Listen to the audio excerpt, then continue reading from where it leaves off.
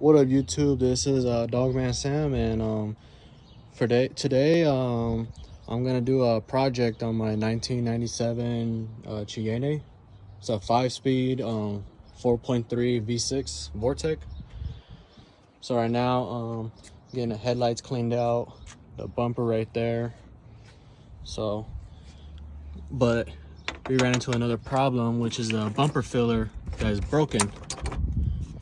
So I got a brand new one right here. So the brand new one's gonna be black, but it should be able to fix the problem. So I'm gonna unscrew these screws. I already took one out. There's another one and another one, and right there, which is broken. So I'm gonna take this out and then we're gonna see how it looks after. All right, guys, so I removed the bumper filler and you see how it's pretty old. It's color matched, but you know, it's broken right here. So this is no good, it's unfixable. So I got a brand new one, which is flat black, nice and simple. So I'm gonna put this back on, and yeah, stay tuned. All right, so here's a final result. So this headlight was like pointing to the left a little bit. It still is kind of, but it's still, now it's kind of straight, so I straightened that out.